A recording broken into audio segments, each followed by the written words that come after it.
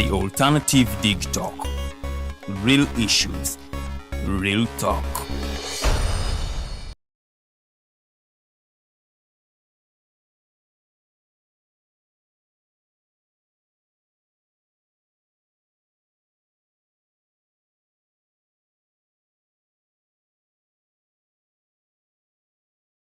At first, we hit your gadgets with our state-of-the-art digitalized mobile studio with the debate on the road behind the wheels. Later, we launched our magnificent studios located on Plot 1A, Sewagudde Close, Lukulinanganda, Machindye, Kampala, where we bring to you our must-watch shows like The Mighty Drive, Monday to Friday, 8 a.m., Hotline, Mondays, 7 p.m. As for legal matters, Twins at Bar, Tuesdays, 11 a.m. Wednesdays, 6 p.m. is Afro-Caribbean Link, where we connect Africa with the Caribbean. Voltage on Thursdays, 7 p.m., featuring a youthful panel. Interface with Dr. Kiza Besige every Friday, 12 p.m. with his call to action against injustices. Snap Talk, Saturdays, 6 p.m. with the trio. A must-watch, The Political Dice, Sundays, 8 p.m. with the duo that never stammers, and so much more. Watch us live on all our social media platforms. We are The Alternative Digitalk. Real issues, real talk. Fellow citizens, following the sequence of events, Uganda seems to be at political crossroads.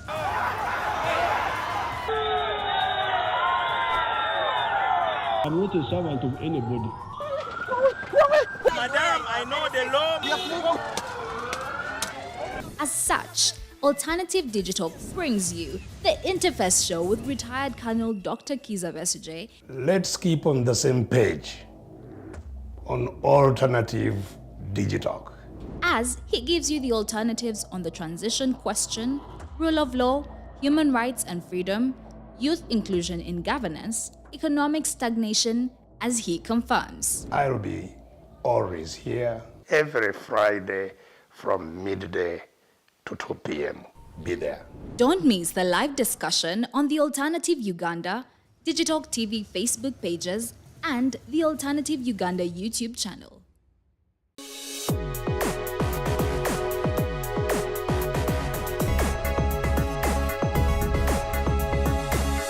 The Alternative Dig Talk. Real issues, real talk.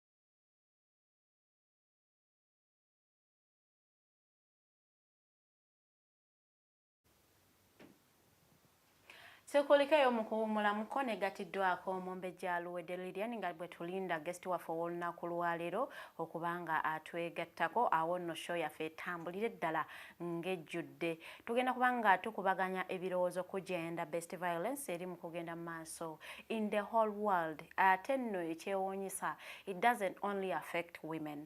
N'abaami eba affecting ddala. The only difference is men don't come out okujjako abatono abo abavaayo ne boogera naye abasinga bo bagamba owaayi omusajja ngende ku poliisi omukyala yankubye nagamba kanfe nakyo kisiiri naye ng'ate nabo munaye bali mu kufeesinga gender based violence bali mu kunyigirizibwa mu maka ennaku zino waliwo abakyala nga bo bazibumu ng'omuwasa n'omwewasiza. So we are advocating for okubanga abantu babeera mu marriage etaliimu buvuyo oba kubanga etaliimu gender based violence etaliimu kunyigirizibwa oba oli mwami oba oli mukyala. But the fact that we are women twagala nnyo okuba omulanga nga tukubirira nnyo abakyala kubanga ffe abakyala ensonga zaffe fe abazitegeere nnyo. Tetwagala gamba nti tutegeera nnyo ez'abasajja. Kyova olaba ojja kusanga abantu nga bagamba lwaki why are you always talking for for women, it is because we understand women issues because we are women.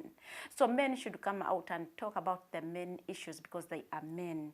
You don't expect women to come out and start advocating for men stuff because tetubitegeera nnyo. Tevola banjagala nnyo abakyala abali mu parliament. Muberenga mmwe abafronting ensonga z'abakyala because we believe you understand these issues okusinga abantu abalala. Era mu kubeera nga mu kukola advocacy tugamba nti omuntu ensonga gwekwatako yabayogera because they relate with it. They understand it okusinga mmwe abantu abalala. Ngenda kubanga ate omunyaniriza omumbejja asooka tulamuseeko awo nno programu yaffe etambulira ddala egene mu maaso. Amachanga malungi mwamwenna abalabi baffe Ayogedde naffe olunaku olwaleero. It's a beautiful Wednesday era mbabuuzaako nawe mutulabira mu bitundu by'eggwanga ebyenjawulo wonna we musinziro tulaba mwebale nnyo mwebalire ddala.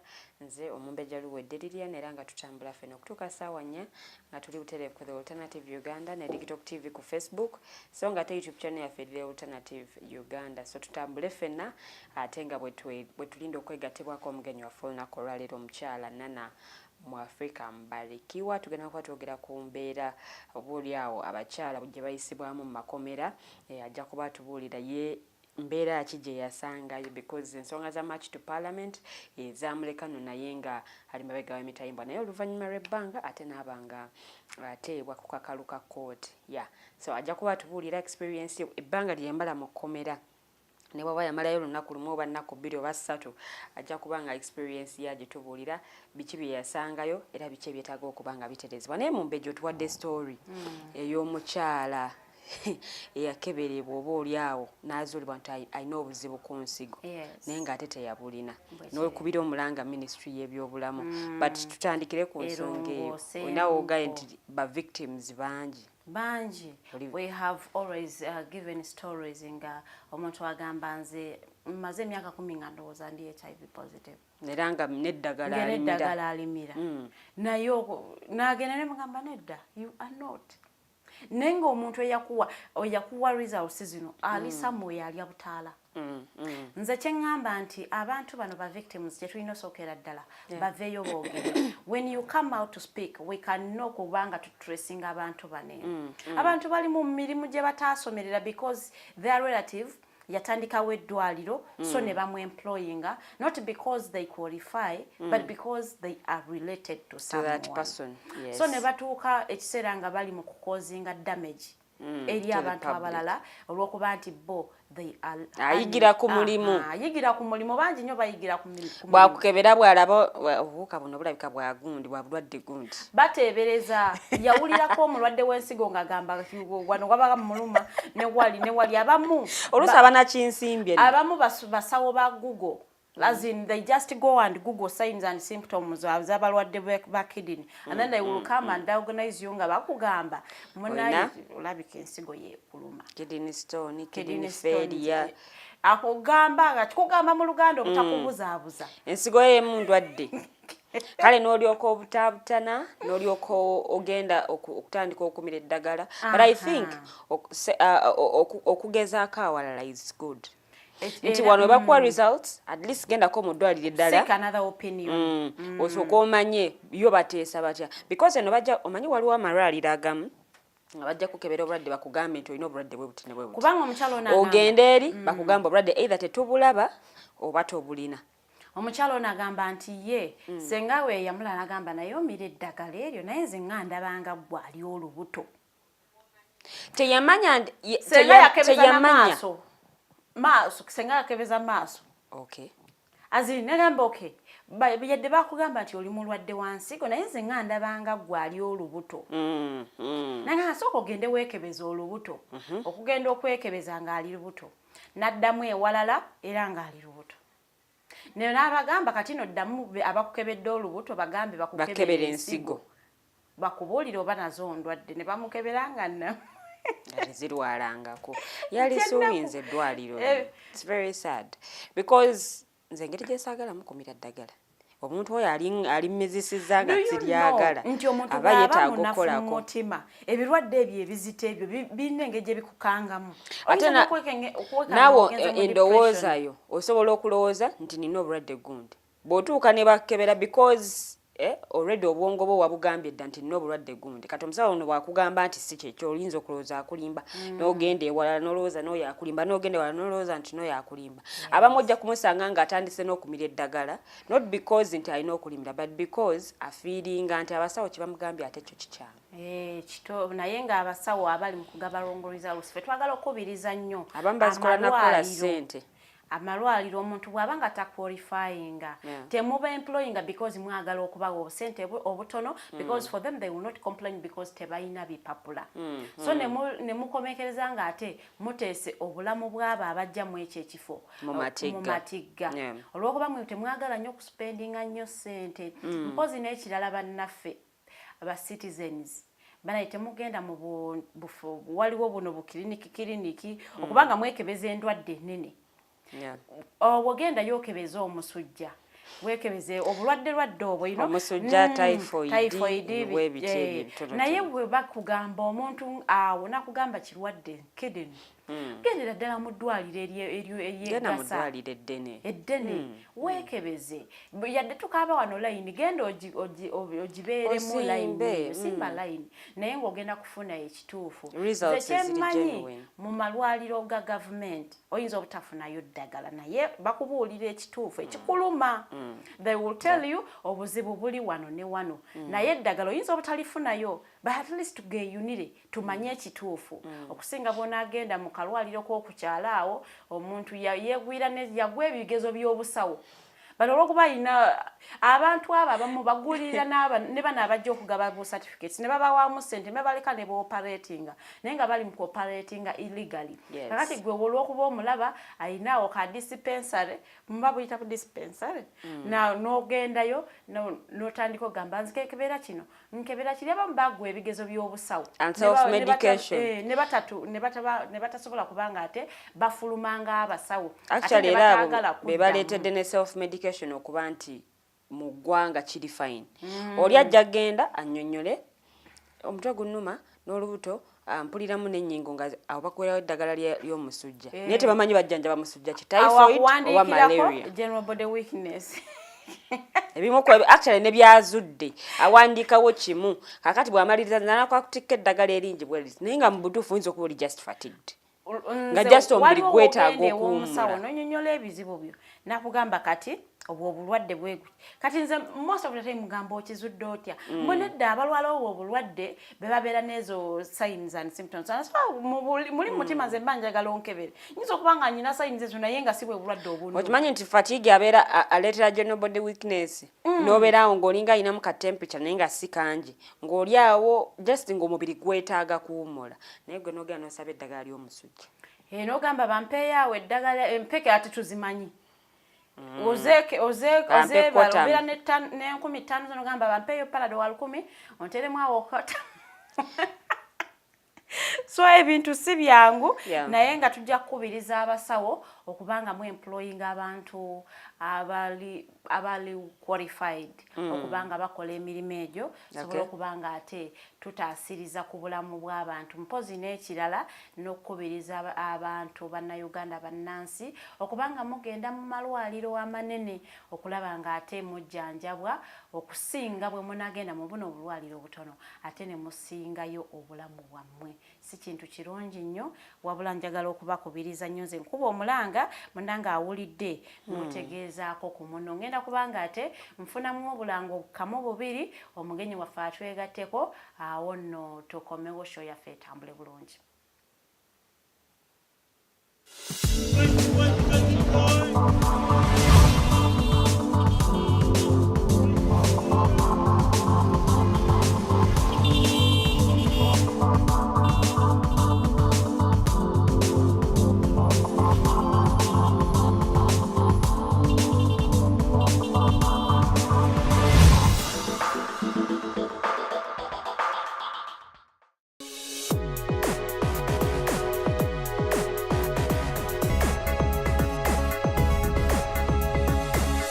The Alternative Dig Talk. Real issues, real talk. Hi Rogers, can I ask you something? Shoot. What does corruption mean? Well, summarily, corruption is abuse of public power for personal gain, or for the benefit of a group to which one owes allegiance. For example, when a public office is abused by an official accepting or soliciting a bribe. By the way, private people can be corrupt too, like bribing police officers to escape fines. Okay. So exactly how does that concern me? Well, do you pay taxes? I guess, yeah. What does that have to do with this? Everything. Because those taxes you pay are supposed to facilitate services you use, like water, electricity, roads construction, medicines in hospitals, name it. Okay, that is much bigger than I thought. But it can be stopped, right? Well, yes it can, although it may not be as easy as it sounds. And here is the reason why. Corruption roots are grounded in our country's social, political, economic, bureaucratic traditions and policies. So, what has kept it going this long? I mean, why don't we stop it? Well, the main reason why it has been here for so long is because institutions are weak, either as a result of poorly defined ethical standards of public service, weak administrative and financial systems, or ineffective watchdog agencies. What can we do to stop it? At a national level, we must focus on strengthening the independence and effectiveness of public institutions that fight corruption. At a personal level, we must commit to never giving a bribe. I promise I'll never give a bribe. Well, that's a great decision you have made. Me and you now have to spread this message to all our friends. If we all do our part, corruption will be no more. This message is brought to you by Alternative Digital.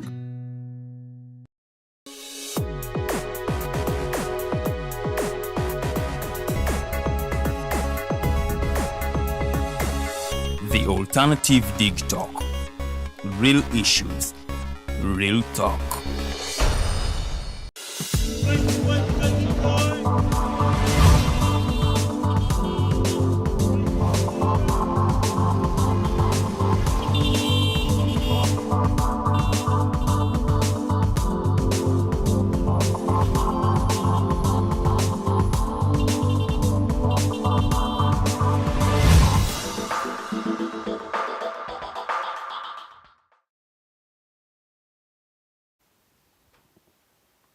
Tukolikeyo nnyo mu kuwumulamuko katwegatiddwako omugenyi waffe ow'olunaku lwaleero omukyala Nalongo Mwafrika. Tugenda kubanga twogera nsonga za byabufuzi, nsonga z'abakyala okusingira ddala, era nga sirandaze nnyo ngenda kubanga mwaniriza atulamuseeko ayogereko ne ku incident eyakagwawo because she's a woman activist. Ate nno ensonga bwe baya abakyala tesobola kubanga tugimuyisaako eyokuba nti omukyala Rebecca Chiptegei munange yattibwa omwami we.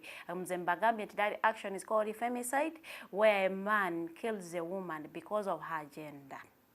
It is called femicide. Tujja kubanga twaniriza omugenyi waffe asooka abalamuseeko awo nno atuwe comment ye ku incident eyo tukwaniriza. We are really delighted to have you kubanga emboozi gye tulindiridde nnyuvu. Nesiimye nnyo ndi wa mukisa okukyazibwako. Nesiimye nnyo okuba nti nsanze mukyatuweereza. Mwebalire ddala obutalekera okuweereza ggwanga. Yakyakusaalirwa nnyo enfa omukyalo oyo athlete Rebecca gye yafaamu nti ate sina yekka bino ebintu bigenda mu maaso buli lunaku buli wamu naye kyakusaalirwa. Obubaka bwe nnyinza okuweereza abaami progress y'abakyala eremenga kutengula baami kubalowoozesa kubameza kasajja ku mutima. Yes, because that's what happens. Omukyala buli lwasukulumamu career naki kiringa gye kikanga abasajja. Mu kifo ky'okwekanga abasajja ndoza bandisanyukiddeko abakyala baabwe. Omukyala agenze ku international level bwete ya sports, family ye teebereza family ye bwe yeewulira kati. Kyakusaalirwa nnyo nti abasajja abamu balemeddwa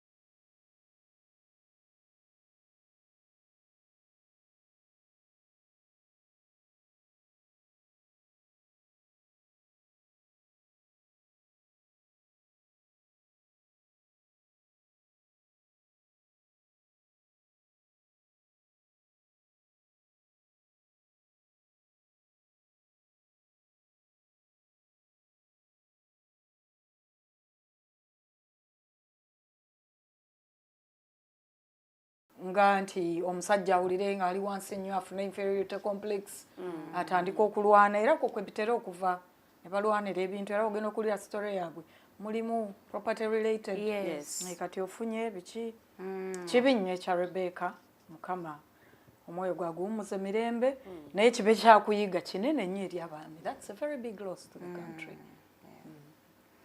Naffe twagala okuba nga tusabira omwoyo gwa Rebecca omukama Katonda aguwumuze mirembe era twagala okuvumirira abaami abalowooza nti omukyala bw'afuna properties ate abaafu azemu in competition with you oba wuwulira nti but what causes this inferiority complex? Is it that men are not being prepared enough to handle omukyala ng'ayitimuse?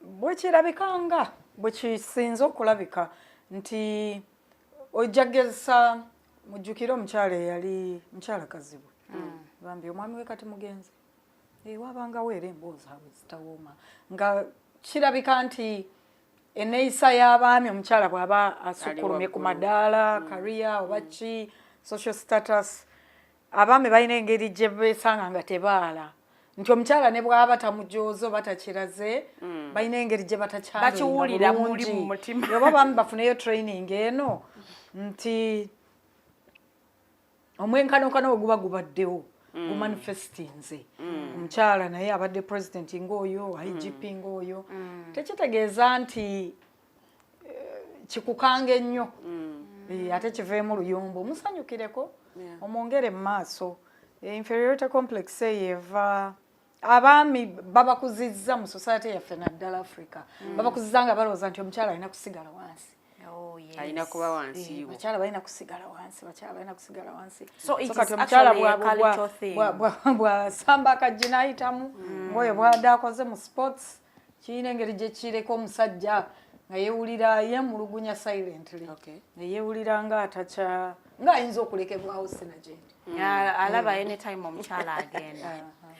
Okay, tugenda kubanga tuwolekera our discussion yetuleese wano olunaku lwaleero twagala okulaba state of female inmates treatment waneno mu prisons ga Uganda oba mu makomera ga Uganda olw'ensonga nti we have a fresh inmate eyakafuluma fresh akyawunya n'empewo ye ku biiki ebiiki ya Eluzira so ajja kuba nga atunyumizaamuko embeera eri etya mu makomera gano eggulo wabaddewo olukiiko nga bagamba omujjuzo gweyiteeredde so we need to really understand embeera eri mu makomera g'abakyala nti omuntu abaddeyo aba asigira ddala ekifaananyi ekiriyo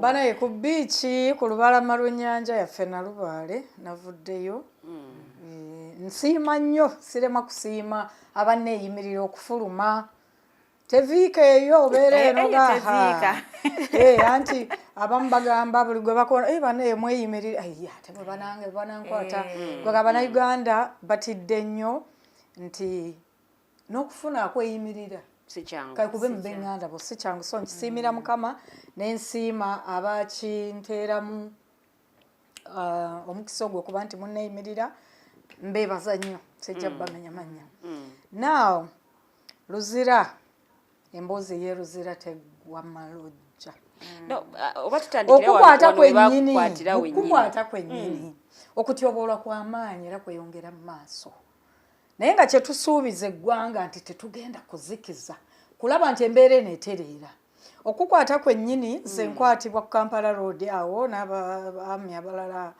omusawo gwe bayita Dennis n'omwami omulala mugoba wa mmotoka batukwatanga ffe bamu ku bannayuganda abavuddeyo twongere ku mulanga gw'aba Gen Z oba abaana abato abaali bawoomye omutwe mu nsonga y'okugamba nti obuli bw'enguzi bususse wabeewo ekikolebwa audit ku ba politician ba members of parliament abaana bava ne baleeta omulamwa nga gw'amaanyi ng'obutabeeyungako kuba kulyaza amaanyi aki society eno era Kampala Road okwo mbagalidde ekipande kyange nze obubaka obwange okusinga bwali nti era ebigambo byasoma nti let wananchi speak about corruption n'okukyogerako nakwo kugaanibwe temubagaginga release protesters peaceful protesters mubate abaana bano bawulirwe bye boogera si bivve weewaawo ebikolwa byo bivve kive okuba nti okozesa obubi afesi no nekiviiramu okulumwa abalala kyona kindi okufa. So kwatibwa kwange kwali kwa nsonyi nnyo okiraba nti kwenyigirwamu okusinga baami mu mateeka e Uganda. Nze ng'omukyala nina kukwatibwa bakyala bannange bwe kino okubeera. Naye olaba abaami akusika okugulu akuttaanya waliwo part gye sigenda kwerabira which tended to even sexual abuse. Ntudde empumbi amagulu gange bwenti kuba mmaze okulendaringibwa nearly naked. Omwami yajja n'akwata okugulu kumu n'akusika bw'ati n'akuzza eno n'antawuluza amagulu bw'ati. Ebigendererwa by'abantu bano nti abalenzi bwe bakwata abaana abalenzi beera be twali nabo wiiki zezimu mu komera baavaayo ne boogera nti baatyoboolwa mu ngeri eyo era eriki okukwatibwa mu bitundu ebyekyama okwanikibwa okwambulibwa nti test institution yaffe ze ziriko poliisi nga sinnaba kugenda ku biiki Eluzira poliisi bannange mube begendereza ebintu bye mukola mube begendereza ebintu bino tebigenda kuvaawo nti mwami gundi gwe okwatiddwa nawankubadde oli mu kasaati ka pinki toli mu uniform abalala balina ne name tags ebintu bino bye bakola tebigenda kuvaawo tebigenda kwerabirwa lwaki ojjukirwa ng'omuntu eyasinga okuyisa obubi bannakazadde b'eggwanga muwangaalira mwozaalibwa kyansonyi nnyo okukwatibwa kwange obutaawukanako n'okwabalala era kwali very violent nga kumalamu ekitiibwa ng'omukyala najja neefundikidde bulungi neesaanikidde nyambadde obugoye bwange ntambula n'amaanyi tibane nteesa eri bannansi nava ewaka nga njogedde nyambadde message eri clear pinga ofisaadi ti obuli bw'enguzi tuburesistingire wamu ffenna resist corruption message nagirina ng'eri very clear. Lwaki oba ontaataaganya lwaki oba onkululakulula ngamba nti ndi mukwate kale tulebwe na resistinga naye in the start olukulengera bajja onajja akutema onakwata nviiri onakwata kagalo oli asika kugulu poliisi omwami omupya erinnya sennalikwata bulungi yebyani omwami omupya IGP mwami Abbas byakagaba tuleme kugenda nga tudda mu nsobi z'abali tudde mu nsobi ya ankoke ihura tudde mu nsobi za ayiseewo mwami Ochola tuleme kugenda nga poliisi teyavumaganyizibwanga nnyo nga tuli bato waaliwo ba IGP simaaba odomero simaabane nga tobawulira mu sikando zino naye ebisanja ebiise bino myaka egiyise nga 2 poliisi evumaganyiza nnyo erinnya lya Uganda poliisi ewomya omutwe mu kuvumaganya n'okulowoozesa abantu nti Uganda nsimbi ddala mu bululu mu kkuba obululu elections beba misbehavinga eri ba politicians tuvuddeyo abaana abato ba Gen Z bavuddeyo baliidingemu twogere ku nsonga erumya eggwanga omutwe era beebo bebalabika bawalulawalula abaana tuvuddeyo nga bannyina b'abaana bannange abaana mubaveeko boogere kye boogera poliisi era erabika nga yeeri ku mwanjo yekuta kati newenjogerera kati waliwo street zotayinza ku accessing nsi njagala kunywa kakyayi sereno oyinza osooka ate iteeri diversion weetooloolera ddala lwaki batya bannansi lwaki palamenti yandisibidde bannansi ebweru neyeteekako olugo beewala ebyali e Kenya ebyali e Kenya era nabyo byonoonebwa poliisi byonoonebwa babufuzi singa baleka abantu ne boogera abantu ne bawa feedback juzi nagambye omulamuzi ow'ekitiibwa mu kooti era nga nzizeeyo nga bail requirement anything you'd like to tell the court nti wakitiibwa maama nze kyenkugamba era kyekiri kyenagamba nga nzijonte wabeewo okussa ekitiibwa mu bannansi I'm volunteering to defend human rights tewali ampacheeke lwa mulimu guno nkola bulungi bwansi lwaki nandikwatiddwa mu ngeri eyo nenjolwalolwa nenkasukibwa mu komera etalina bye nnyinza kukozesa teri mazzi okunaaba mukisa Eluzira nemugamba wakitiibwa maama mulamuzi obubaka buno nkusaba mwenga judiciary muteeke nnyo amaanyi kukucekinga gye muweereza abantu sina kindi bemuweerezanga mwagala batereeremu abantu bemuweerezanga mwagala tuterekebwe nga bwe munoonyereza ku misango gyaffe gye mutuweereza mulabe nti musaawo amaanyi okumanya embeera eyo. Nga tetunnagenda kumanya mbeera y'Eluzira because I know a lot of people are interested in that part. Okumanya biki ebigenda maaso Luzira eyimiridde etya, abayinimates beeyisa batya, ebyokukozesebwa nga abantu abagamba nti banaye ogenda Luzira genda n'ebintu byo. Is it true or right? Waliwo abaana abawala abavaayo nga bali almost naked era nga nabo bali mu kulwanyisa ekintu kyekimu naawe ekyakujjayo. Abantu bangi nnyo basharinga opinions zaabwe si ku nsonga eyabagisaayo but the way they presented themselves okubanga balaga emibiri gyabwe eri public olw'ensonga abamu gye baataaminga nti yadde bavuddeyo naye ekyaliwo. So abamu bagamba it wasn't necessary for them to come out naked mu ngeri eyo. Njagala okubanga mpulira eddoboozi ly'oko because you are a woman and they are women. What is your opinion about that? Nga ntandikira ddala ku embeera ey'Eluzira era yes bakyala bannange era abawala abato mpozi be nandiyise my younger sisters besinza kwegaana. We are literally the same. Twali Luzira wamu tuvaayo twegedde okwogerezeganya. Njagala okubuulira eggwanga lino n'abalitwala abantu abalina authority abali mu buyinza. Njagala mbakakase nti tewali kye tutagenda kukola mu mirembe. Okujjako ebitengi bino nakina kyokujjako nga gwe omuntu omulala gozze n'obimaamulako. Nze bwe mba nsazeewo nti nfulumya ekitengi sikyambadde tewali ankozeeko violence. Teri bafujjo si musango.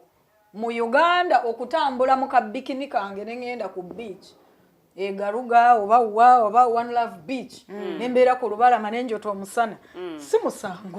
Nanti wano oli mu kibuga Kampala abantu bakakala. Kaakati bwe mbagiza mu kibuga ng'era nnina ekindeese ng'omusana njagadde gwotera ku Parliament nga bwe ntegeeza abatukulembera nti waliwo ensonga ezitagenda bulungi. Kuba luli twajja twambadde nze n'ennyambulu najja sambadde era waliwo aba ajuinga lwaki munda teyataddemu kabayika nyambala kaki. Tuli mu ggwanga lya bbugumu kiki ekinneesabikisa bayika. Nina leeso nina akatengi kali ku mulamwa ka flag za Uganda. Lwaki oyagala okammaamuleko? Najja nyambadde n'omutwe nguveyirinze ng'omukyala omufirika era akkiririza mu ddiini. Kakati abawala bano omuntu abakondeeminga n'atandikira ku bawala nti bayambadde bubi. Waliwo asinga okwambala obubi sipiika wa Parliament atayagadde kugambwako nti maama kino kye kigenda mu maaso era kirumya bwe kiti bakyala banno bagenda okuzaala obutanda mu ddwaliro tebuliyo kubanga musoosowaza ebintu ebitakolera bannansi. Eddoboozi lirina kuyitawo ng'omuntu yeeyambudde. Lwaki nedda? Abambadde bakozeewo ki? That's what I could ask. Abambadde suuti olwaleero abambadde ebiteeteeyi eby'emiliyoni 5 bakozeewo ki? Kakati tuleka abeeyambudde abakalamojo tebaliyo abakalamojo bambala Besibako. Bano bayite beebiseeko. And by the way nga bwe kugambye sisobola kwegaana bakyala bano tukolera ddala butereevu wamu. Nude Protest Africa mwajunwa na nnyo nti balekako obuntu obwo poliisi wejjira bagire intention yali yakubujjako bonna ate tujja bujjako abo baali bato ne tugenda kuleeta mu society. Yes bwe kibange ebitagasa bye binaakyusa eggwanga lino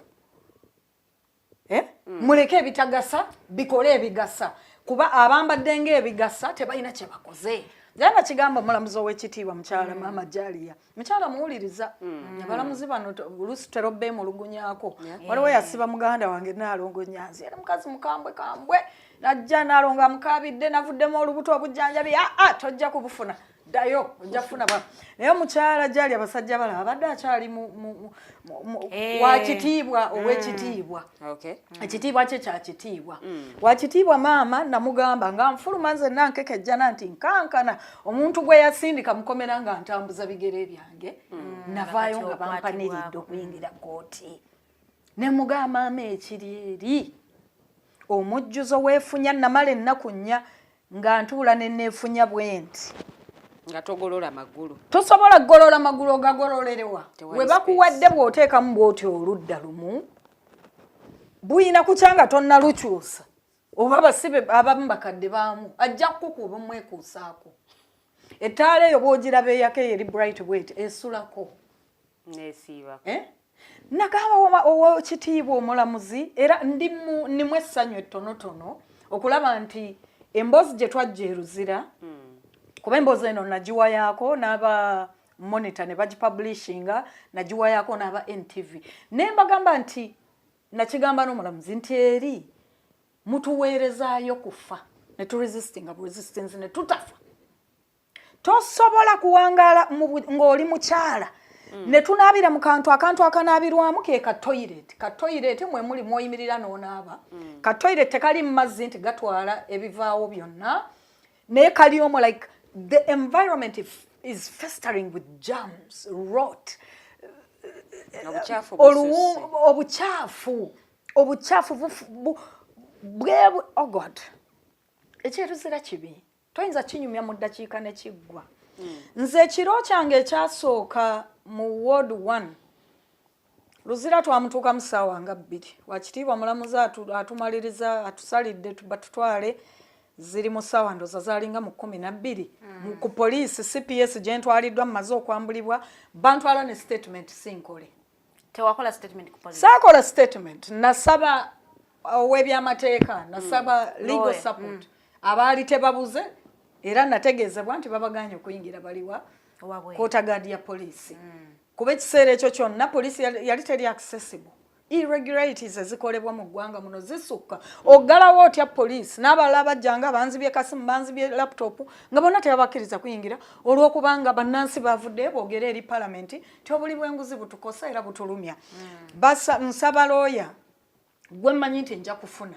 kuba mbuuza ekinkwasiza sikimanyi mbuuza ekinkubya agakonde sikimanyi CPS omwo bantuusaamu nga nkubwa bamaze okukukwata bakuyoola abasajja bakunyodde bakwambudde yambudde bakuweebudde CPS bantuusaawo nga nkubwa agakonde mpimu mugongo muno era nakyuka omulundi gumu ne ŋŋamba abakyala baali bankuba nti nja kudda nkulabye nja kudda musinkane nja kudda legally mu mateeka nja kudda enfunda 2 zenna akagenda ku CPS ogezaako ku recoveringa my personal property ebintu ebyanzigibwako nga nkwatibwa mu ngeri y'ekitale eyo kuba bwondaba nali nkutte constitution y'eggwanga constitution yange mulimu ka copy ka ID yange copy si original mulimu n'akasente kange sibifunanga paka kati irregularities za poliisi okukwata abantu ndi suspect onkutte bubi bakyala balina okunkwata onkwasizza basajja ontuusizza gy'ontwala wali n'okuba safe custody nga bw'onyinvestigatingako ate onkubye bankuba tewali agamba bakkuba openly police station zino teziri mu kamera bakkuba openly kituufu munda bwali ku CPS nabo bakubiramu ng'oyingira bwoti bakujja ku mmotoka bakuwalako bakusikako bakazi bafu butuka eyo bukyalakyala simanyi kiri mu mitwe gy'abantu bano neddaga tewali nsonyi in the open era omu kuba black eyali andeese kuba namugamba kabangali teyali mubi mulimu abatali babi aba black banankwatira ebweru parliament anti riot uniform ya black yamukuba yali mukyala mulungi nangamba eyo wansi gye bakusindika mu byuma kabangali eyeriko ebyuma birina ag nga bwanjira bwatire emmotoka era emmotoka yakuba oba hamp ekinkuba omugongo nansegako bwati nti sembere n'ekyuma kijja kwongera kikkube mubamu abantu mulimu abagenze bayiga naye ababi and you cannot understand what motivates their actions omuntu tomulabangako tomumanyi ayingira buyingizi station okuba waki ekireeta obusungu obujjawo ku muntu gw'otamanyi baba babategese ne bakuba essimu nti kati baleeta nana mukubire eddala bantuusa mu seero ne baleetayo omusajja mu seero ey'abakazi ate mu seero y'abakyala era bakuyisa mu basajja bwe bati ne baleeta omusajja oyo leeta gwe namanya nti yakuba nnyo abaana abo abalala be baasiba abawala bato n'abalenzi abato ajam okutiisibwa okw'amaanyi ayogeza amaanyi munda yes yajja he stepped in there yajja n'omukazi ne muleka n'ayogera naye nga byayogera byonna byakuntiisa mbeera ndowooza neefukirefukire ugwe nze manya biki ng'alinga ngamba nze ndi nsolo tojja kumalako nange bali bakigambye dda mumuleetera ogusajja ndowooza nga yeye wana mu CPS ng'ogusajja. So me when they said muleete ogusajja and I had been thrown in a solitary room alone na mwalimu omukazi omulala omu nga yeebase teyasitula wadde omutwe okundaba ekitegeeza nti naye yali tortured ng'ensi yagivuddeko dda ajja omusajja oyo ankanga okufa obufi nange nnyimiriza omutwe mubuuza omaze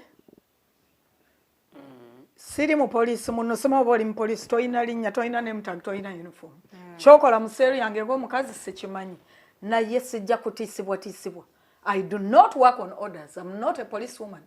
N'olwekyo sijja kugoberera biragiro byo sijja kukolera ku marching order kola kino no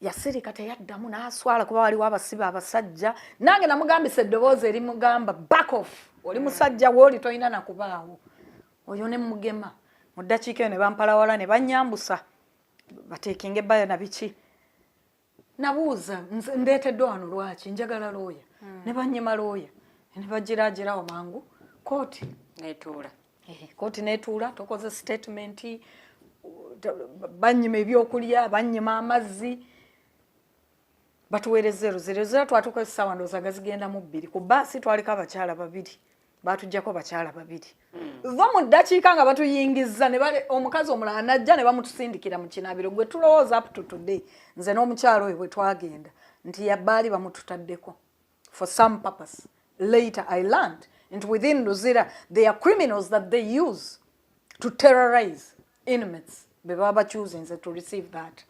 Sawa 2 ezo tuyingira bakanankani we bacheckingira weyambula babambula completely ne babambula tokoma kweyambula nayingira nga my blood was so full nsaba abakyala bano tibanenjagala kwetewuluzaako ne baseka susu there ngali serious bakebeera omukyala gwe nayingira naye Nantabe Margaret mweyambule ejjamu engoye ne mubeera siyese mga mukyala ndi bubi later nga yeroozezza omukulukuluko ku bbo n'agamba oyo mutwale nantambuza amasanze gaali gavuddeko tekwali nnyo mataala tewaali bulungi light munda ngenda bwe navaayo nsanga bamaliriza Natabi bakwambula biki she told me later ye bamukebera I think yatukebera yali akoye nga ayagala gende birimu n'abimbuusa naye enkebera gye bakeberamu yennyini ndowooza nti sofa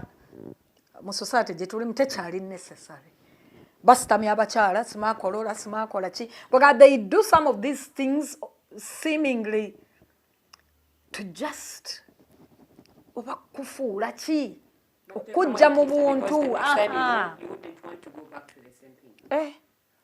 batututte mu woodi katikkiro bakatikkiro ennaku ze namalayo nakizuula bakatikkiro they are murder convicts Eluzira tukulemberwa murder convicts nearly all leaders that I learned were leaders ward bannaffe mwe baali basula wards endala eyo bakatikkiro bonna they are convicts of murder simanyi kyama kirimu ekyo okuba nti abantu bonna gwe bakutta Tembe y'amagi nana gwe bakutta agamba aba palamenti nti abaana bateebwe mwogere nabo ani yeyekalakasizza mwenna okubateeka mu kifo kimu ne babagirayo courts gwe zaakakasa nti yajjawo omuntu yaba abakulembera simanyi kyama kirimu ekyo naye njagadde ekibaleetere obukulembeze kulwa Parliament kati tujibezeemu abaaliwo mu kinaana bwe baba babeeramu nanti bagamba nti bwe banaawo obusangosango oli ku mwaka gumu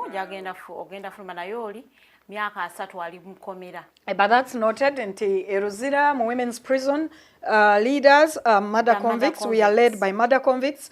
Eluzira mu prisons inadequacy mu buli kimu ebbula lya ebyobujjanjabi ku kliniki ya Eluzira eryandibadde nga akalwaliro k'omunda omwo dispensary bakyala bagenda enfunda eziwera Natabe Margaret gwe nali nsula naye era nagenda ovayo ng'alwadde yagenda emirundi 2 ogwasooka yagendayo ku makya saawa we babakkiriza okusooka okufuluma biwoodi ebyo saawa nga 2 mu kintu n'abeera paka saawa 6 yavaayo nga talina amulabye tafunye eddagala ng'ali mu layini mu kasanaawo apookyeraawo kaakati n'abalala era abagenda waliwo abagenda ekibinja ekyagenda bakomawo nti aba bagambye olunaku lw'abasiriimu si lunaku lwa buli omu ogamba nze nange ntuuka baali bankubya was so everywhere ne kikukakatako okukeberwa bwe baku registering olunaku oluddirira lwotuuse ogenda mu ddwaliro yes naye nga sinagenda mu ekyo ekiro kyennyini kye tutuuka bamaze otukebera tuyingiziddwa Katikkiro atuyisizza mu mateeka amatonotono agafuga amatwale ge atulaze waliwo ebintu byali ku kisenge okwo ne yes munda mu kawoodi amasanze gaamala ne gaddako flickered back on abitulaze batumakinze paka mu kanaabiro ne waliwo kabaketi bakateekawo ne bassaamu ebikopo by'amazzi nga 2 nga bagasenye mu kipipa ne batugamba muyingire eyo munaabe tuyingira ne natabe ne twetunuulira ne tutunula we tuyimiridde kantu bwe kati bwe munaayimirira ku kameeza kano naali wano n'amazzi gaago mu kipipa ate nga tojja kkaaya ne tegaliyo mu kipipa mulimu ebikopo ebiranga 6 era waliwo abalina obikozesa awo reality bwe yakiikingira wano we tuli netubeeramu obuzzi ne tubukozesa kye twali tulina obukozesa tuba tetunnabumala omuntu omulala nayingira yeeyogeza alinga omulala tetwamutegeera baasi yatuleeta abakyala 2 tetumanyi maybe yajjira ku baasi endala we don't know bamuweereza mu kinaabiro amazzi tebagatwongedde naye azze kunaaba yeeyambudde natugamba bamwakyuzinze mu Munyarwanda simabiki like we got confused we kept quiet ne tufuluma ne batulaga we tujja it was late nga bakyala banatera okugenda okwewaka ne batulaga awa kaploti kapaati kaffe women in there are piled like logs laba onoolaba ebiteme enku ezo ze bafumbisa mu masomero bwebiti omubiri ku mubiri teekamu akaddako muntu ku muntu netubeeramu omwo teri byakwebikka ebiringa ebyokwebikka era kala yabyo eringa kapeti yammwe waliyo blanket buli obwe bukadde bwofuba okulaba buliko logo ya prisons eri faded saakabulangiti akafunye omukisa bakakuwa naye kakadde kawunya kavundu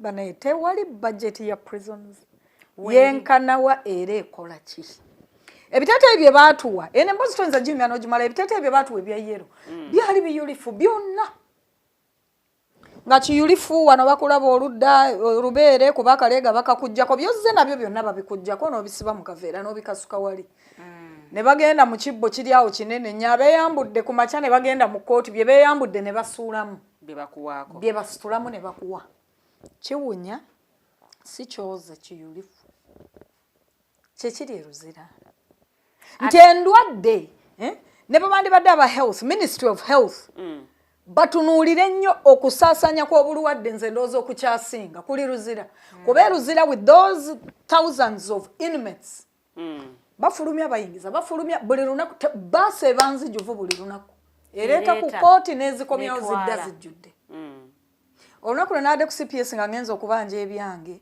omuwulira baleese barogu 10 barogu ndowooza be bano babakutte era kirerese emisango egitategereka gye basibye barogu these are youth disempowered by this very state by this very leadership babayita barogu ne babayiwa omwo ne basitama mu poliisi ne babayiwayo baasi ziyingiza zifulumya in fact ziyingiza okusinga ku bwe zifulumya abajjidde ku baasi babongeramu bwongezi kuleeta balala bataako batono ddala batono abataddayo but should we send okubanga babawa abantu abamu because waliyo bebawa uniform enamu nti abantu abamu bakikola bakigenderedde okuwa uniform eyulifu bakwetamye yes eriyo abaafuna enamu nze nafuna okukkiriza nti okutuukayo okwange nze nga nnana kwali pre-announced ekiteeteeyi kyali abeekalakasa abamu balina obuyunifomu nga bulamu abamu baafuna obuli clean nze batandika oturegisteringa siina gwe mmanyiyo abakazi sibamanyi ababa brown uniform naye nga waliwo abakazi abanangira gwe manya Stella Nyanzi manya biki nasirika naye olunaku olwaddako omukyala y'omu bwe yajja ndeetera ezo layini za Stella Nyanzi namugamba erinnya eryange in fact my name was misspelled I said my name lye najjiddeko liri misspelled but use that I am not her and she's not here and please be professional with me watandise okunsojja ggulo limu omuntu gonnanga gwonsibako gonnangira. We are two different individuals. No one otaliwo. So nekikulaga nti there is premeditation on how to treat you, especially as thinkers, activists. Twasojjebwa mu ngeri ebibakuli eyo mabagabire emmere, not that I really wanted it, tebabituwa Katikkiro teyabituwa.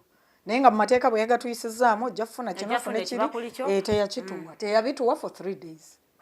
Kakati ekiro ekisooka nze nasitamaawo nga simanyi, I was like, I think I got a panic attack, like toyinza butava.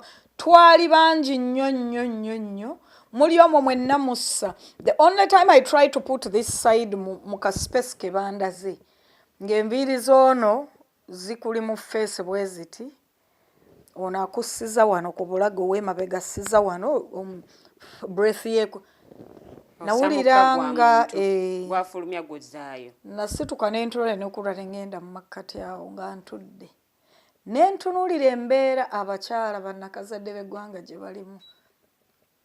Most of them were remands. Baconvict babamu batono mu ward. Era bajja ne babala bayogera bano baconvict ba remand bano ki. N'entunuulira how women have been conditioned to believe in this as the normal.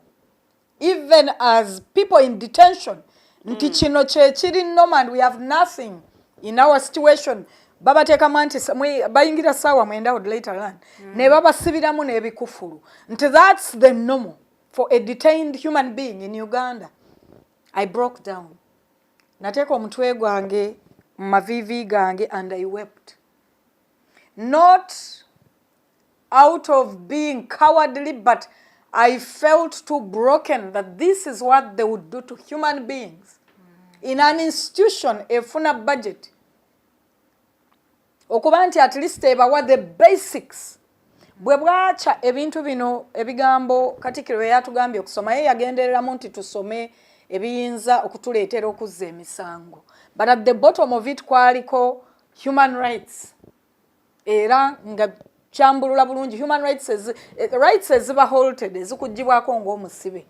Privacy biki ezo nenzitegeera. Ezitayina kugibwako which I already knew zonna nga tozirina. Natulika nenvaamu amaziga. Natulika I just wept and I wept and I wept. Katikkiro n'asituka. She used it to threaten me. Why? Yeah, like she sternly warned me. Because I was later told that if any noise is made after you've been ordered to go to bed, to go to your cement and sleep, it can cause for the entire world to be punished. When Nalongo Nyanzi was in there, punishing ako, she witnessed it, abachalo kutuula mu ward ennaku 3 nga tebabagulirawo tebaba nga muli omwo mu kintu omwo mumujjuzo ogwo for 3 days. Bwabaawo omusango oguzzibwa omuntu. So I got sternly warned. Natuula n'entuula paka lwe bwakya. N'ekiro ekyaddako bwe kityo. Enkeera ne batuggulira, abalala ne bafuluma. It is bad. Nti akanaabiro kali ke nagambye kapoti kali omwo in the kiholo bwe tuba tuli mu kino ekiruumu ekigango kino.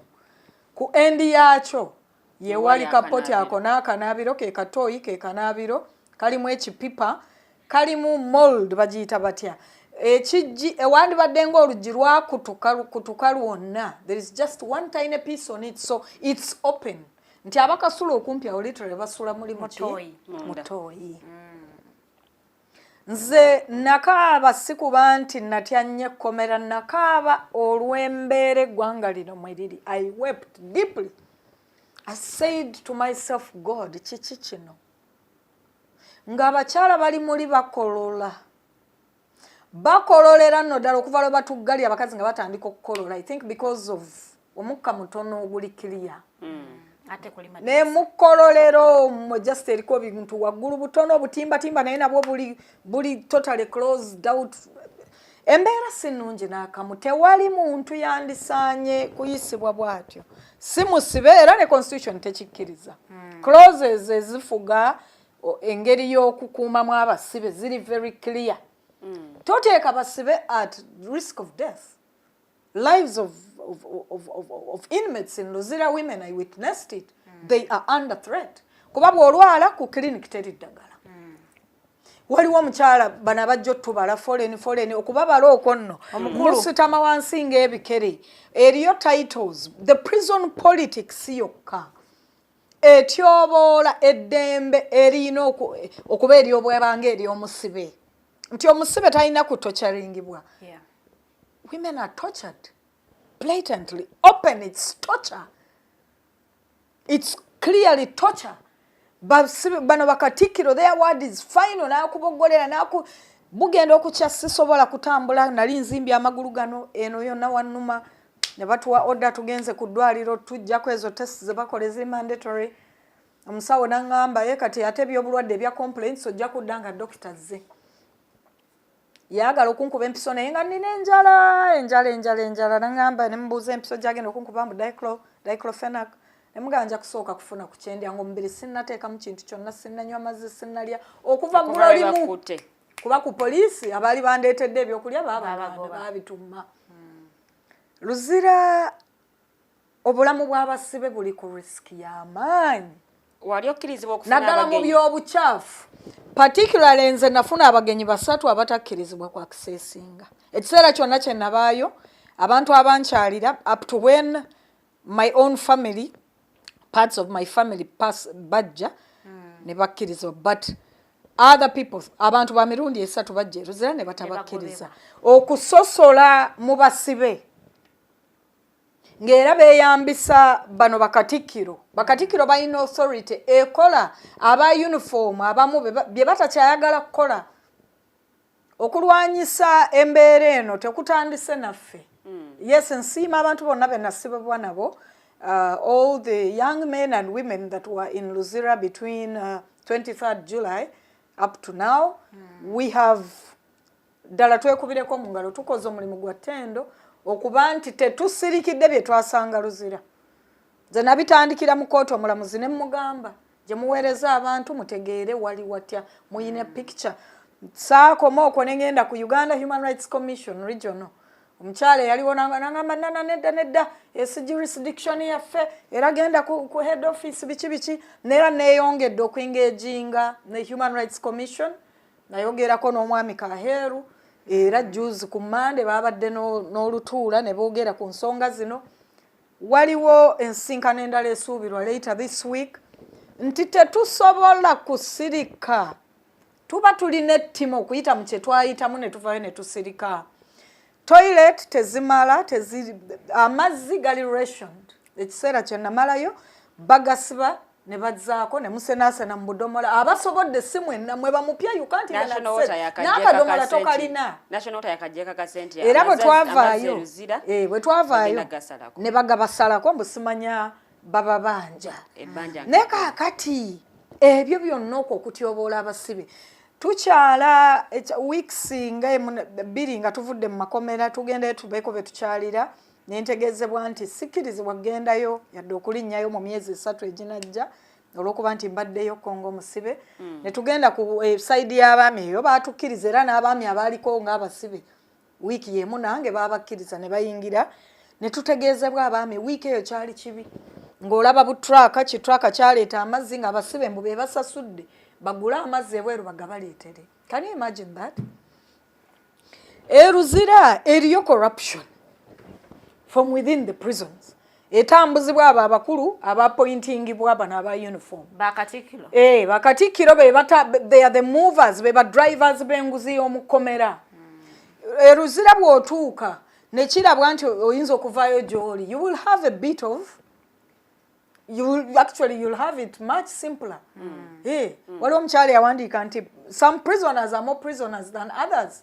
Eriyo Eluzira omunaku aba waakufa bw'oba tolina oba waakufa. Era okuva lwe twatuukayo kandabe wodi eyalimu bafayiza baani yabaali eyo mu 5 they read they see bwe baba bakutidde okugikusaba enguzi basooka kukucunya gwe mwennyini okyerowooleze.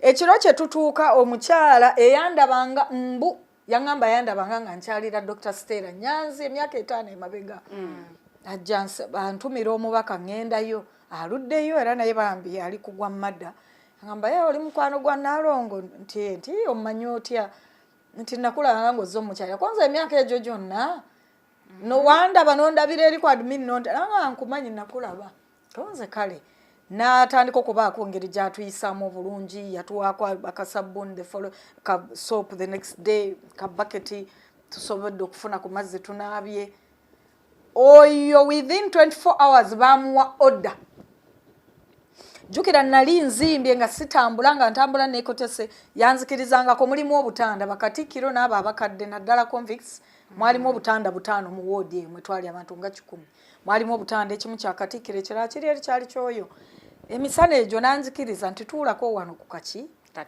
katanda Katikkiro yamutowera order tisinga nziramu okumulaba yadde ng'asemberedde akatanda n'akatugobako omukazi yali yatuwana akakeeka nga kayulika naye ng'okateeka ku seminti n'otamubeerako direct n'amutowera order nti abinzijjeko era taddamu okubaako engeri yonna gy'ampisaamu obulungi.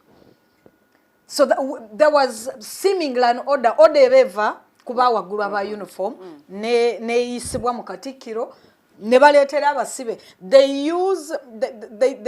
they turn inmates against each other.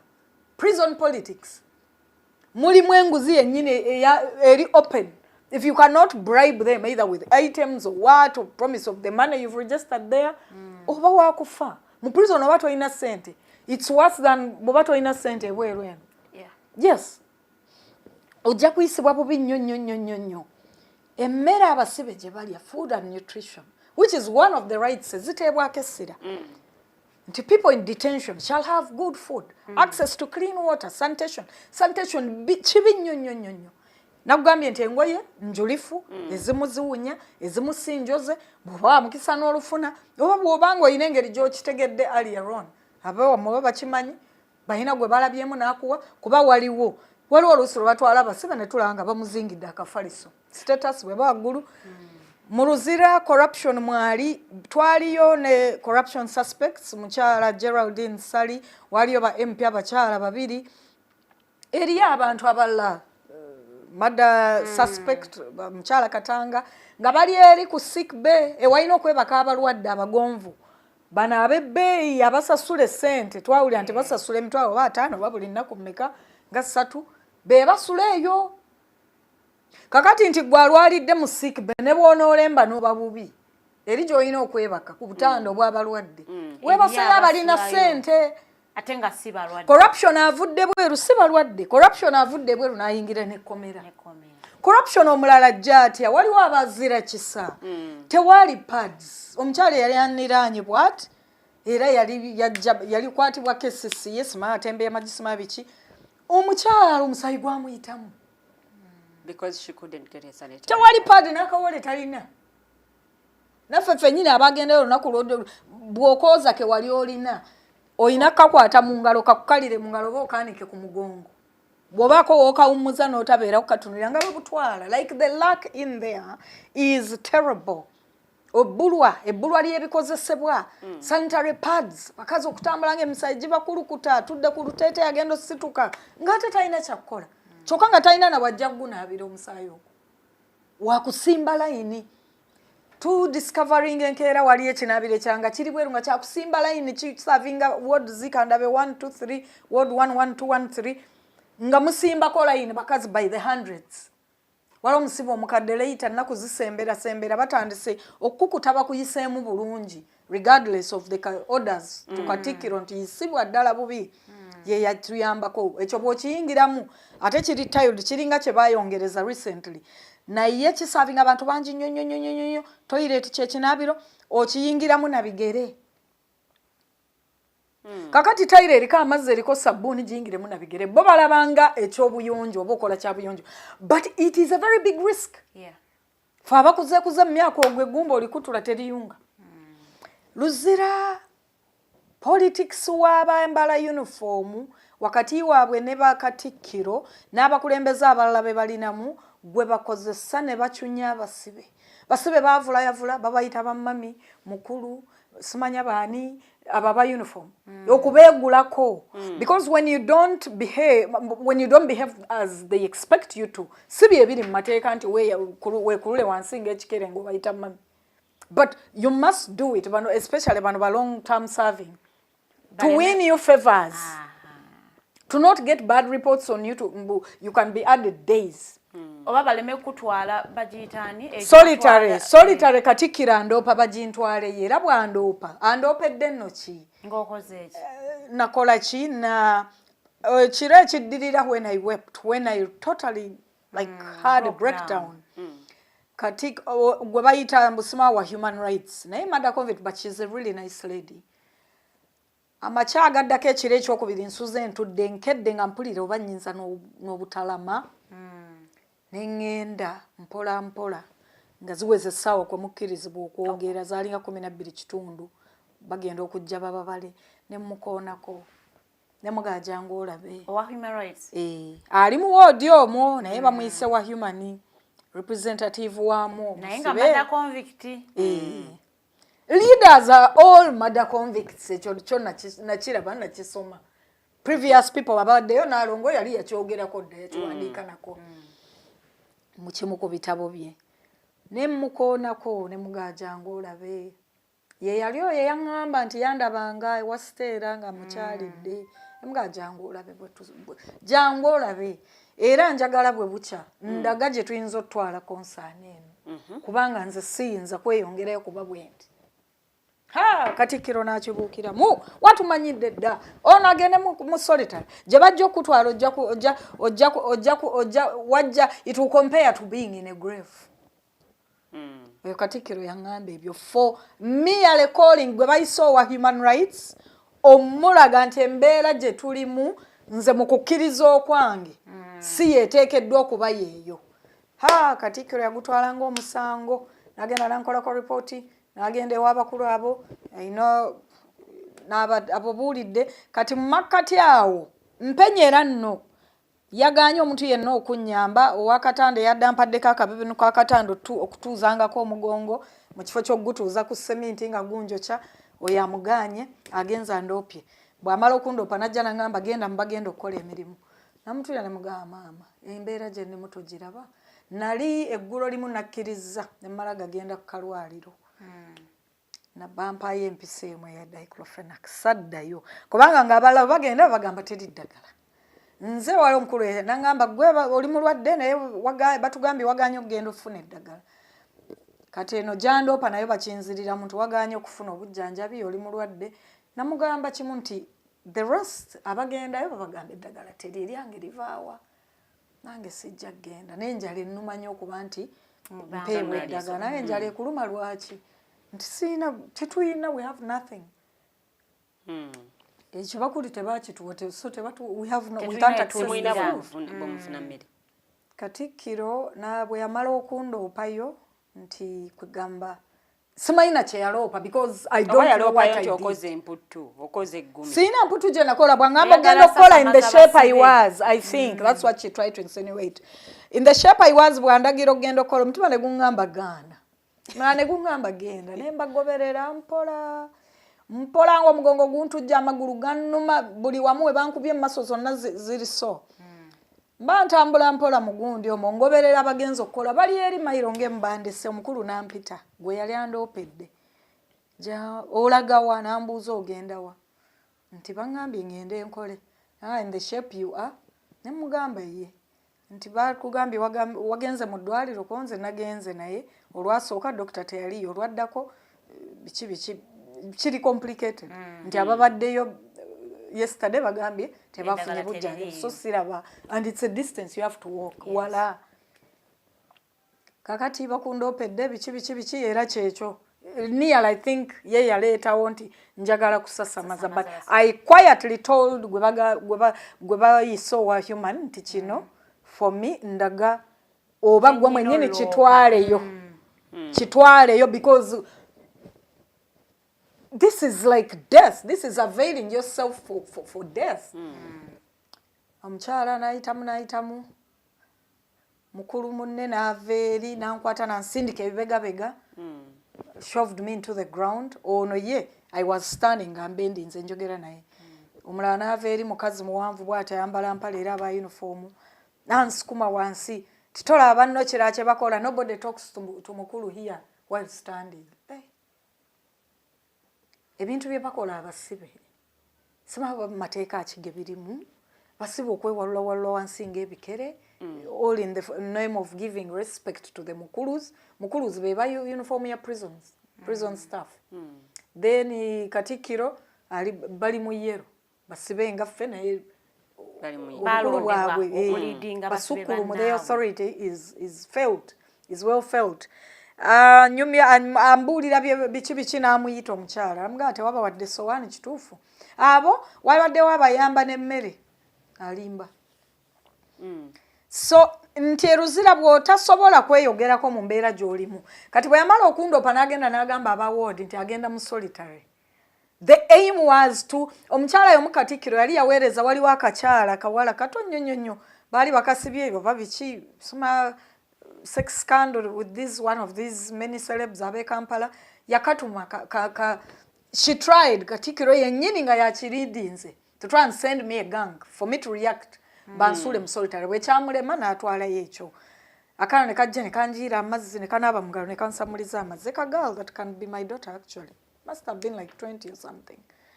I avoided her. So abasibe abalala baali bamuwookinze ne bambulira mu bwama nti she wants to trigger something from you. Era yatugambye azze n'atugamba bakututte mu solitary. Bwe baamala investigating wano biki bamuyise omukyala n'angamba genda ku clinic. I want to see you going to the clinic now. Nengenda namalayo like 2 hours. When navaayo okudda mu room mu ward abasibe naga bana batugambye nti gy'ogenda osula leero ntaana. So for her, she had already reported that she has gained, her wish to bantwale mu solitary. Just second day. Ekyo ne kikulowoozesa nti babasibe eteefuteefu to do this to you. So abasibe basosolebwa bwe kiba nti waliwo order eteekwa kuba eyina gye yavudde oyisibwe bw'otyo. Me, I saw it, I proved it, I can't doubt it. Oba basibe abamu balinamu eggume y'ensonga lwaki beetaaga okukwasisa omukono ogw'amaanyi. Ate eggume naligyewa soogera siina na gwe nnaayogedde naye ongambye ogenda okukola nga ndi mulwadde era nempenyera wenyera ŋŋende omukulu mu administration yannengedde n'angamba instead genda mu ddwaliro kati tewali ggume. It is for me I think it's torture. Bwe bakutocharinga bw'oba omugezigezi vaayo gy'oli bala ssente Katikkiro afune ssente. Sente transactions ziri sente zibaayo eri gye wazirese. Era bw'oba oyagadde kusasula oyina engeri yennyini gy'osasulamu eyo system. Secondly, ekintu ekirala ku corruption era it's secondly. Gundi abasibe ebibaweebwa abazira kisaabava ebweru abo bagaba bupaadi bututeyo bintu tebituuka ku basibe. There is reliable information to be baguza abantu mu kantini. Ebintu donations. Yes. Buuza yenna yali abadde Eluzira. Basibe bakimanyi. Nti bano abazze, it is a serious one and we can defend it with information from our NGOs. Ebintu bye bagabayo byonna ebisinga bigenda bigwera mu kantini y'ekomera. Kantini ne administration eyo mpozi ne Bakatikkiro abakulukulu. Era ogenda okulaba n'omukyalo aluddeyo yagenda otuyamba oyo alina ku buyinza mu komera. Ng'alina akabox ke kalimu obuwale, kalimu pads, kalimu biki. Bw'oba weetaaze ogula. Akagabira gw'abasiimi ono wa Mukomera omuward. Naye ng'ebireetebwayo there was reliable information era n'omusibe yali asibiddwa emyaka 5 nti ekyo kibaddewo. Ekirala hard labor, forced labor. Abasibe basiiba bakola emirimu va ku gino emirimu egy'okukola nti we mubeera kuyonjaawo. That's not labor. It's okay. Naye batwala abasibe ne basiiba ku zifaamu. Bamukulu abemula abazi uniform bayina zifaamu, bayina ente, bayina zipigare. Ebimere bye baleese mu birye nga bibi nnyo abasibe nankubadde nga bayala nnyo abamu bibalema. Era baleeta ekibucket. And people stayed with the portion baleeta ogu bucket. Pum ne babijjuza. Basibe ne babyetikka. Ne bigenda wa? Mu nsolo z'abaani. zaba admin aba administration apa mukulu allegations zonna bino twinzo biwako obujuliza I was there nabiraba. The food is unpalatable ereribwa bayala nnyo baleeta olujanjalo nga bwali otandisa ofumba ebijanjalo bakumanda ne gaggwako nga byakatandika supu okuba brown ne babijjako ng'empeke buziiwa bwoti baziiwa mu kibakuli oziwulira zikuba ekibakuli parra kakati kawunga basooka gaba kawunga ate leeta n'ofuna 2 hours later oluusi ne baleeta ebijanja kugande weebuuza kye bakola abasibe bano basiiba bakola emirimu egivaamu ssente emirimu gino tegiri paid mu ggwanga eritegeera nga ddala muyinamu kunsa system erimu ensa abasibe bano balina turemunerate them a little bit. Yes, waba ndawulira nga bagamba bakusasula bibiri oba abo be baluka ebibbo eriyo handwork bajja ne babuuza ayina skill amanyi okuluka biki amanyi ne babatwala abo mu kigulu abo bye baluka it is said mbo kubitunda sima biki ne babaweerezaako family z'abantu baabwe ssente mulimu corruption mu makomera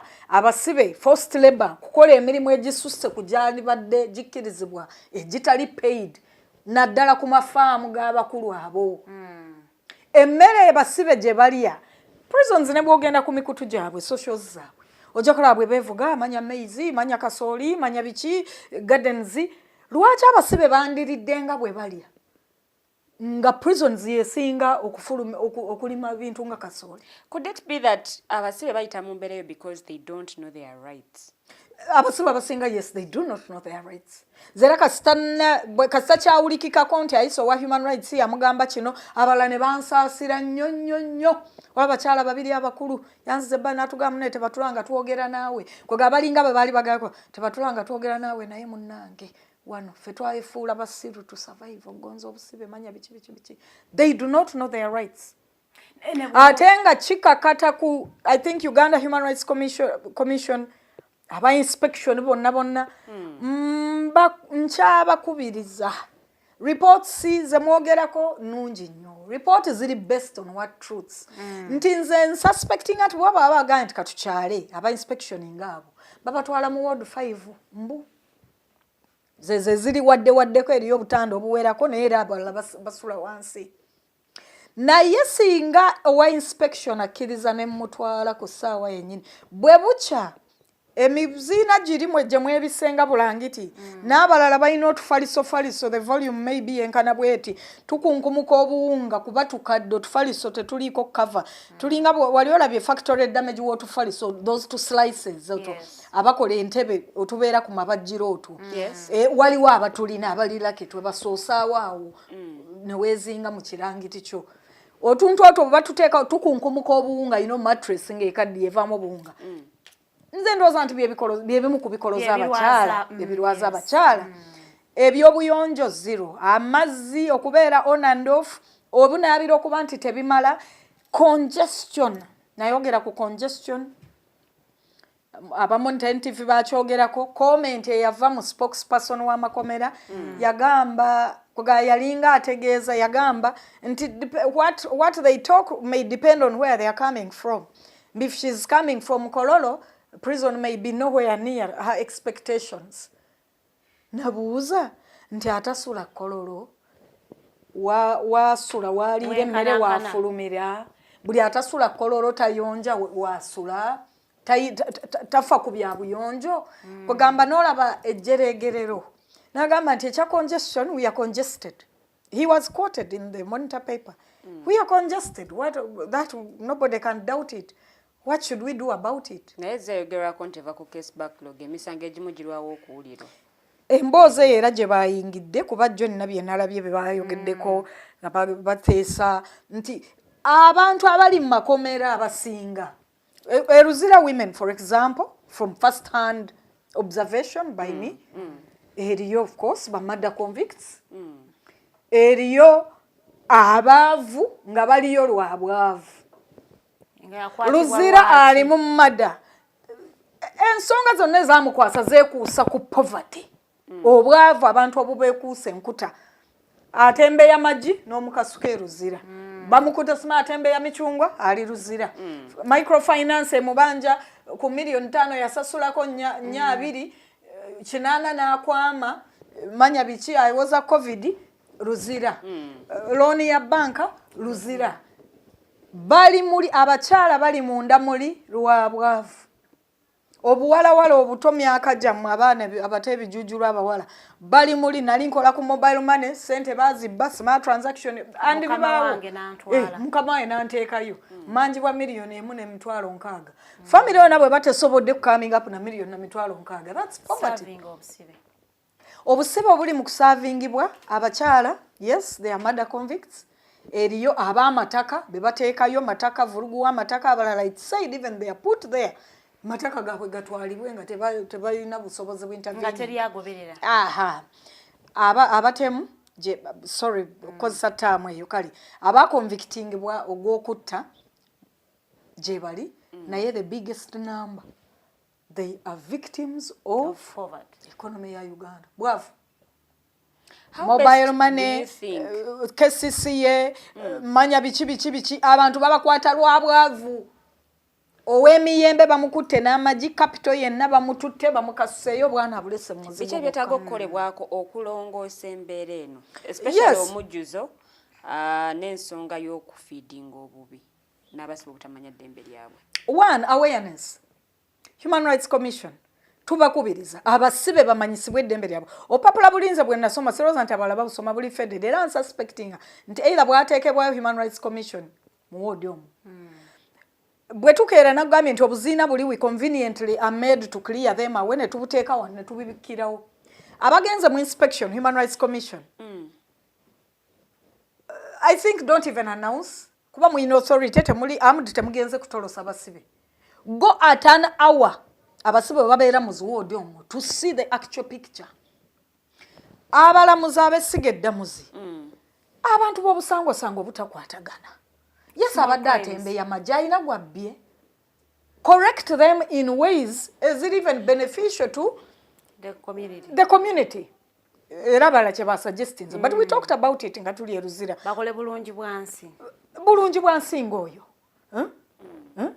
Oba okubasingisaayo ekintu. Be bategeera amateeka esigedde muzi. Abantu abali Eluzira maybe 70% should not are there unnecessarily.